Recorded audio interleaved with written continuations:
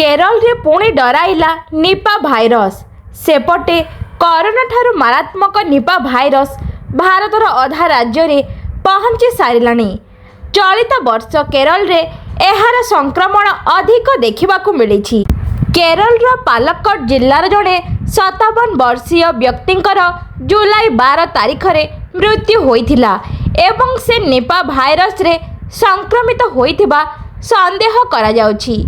एहाकू दृष्टि रे रखी सरकार सही अंचल रे नजर रखिबा सहित तांका संस्पर्श रे आसीथिबा लोकंकु चिन्हट करिसंती।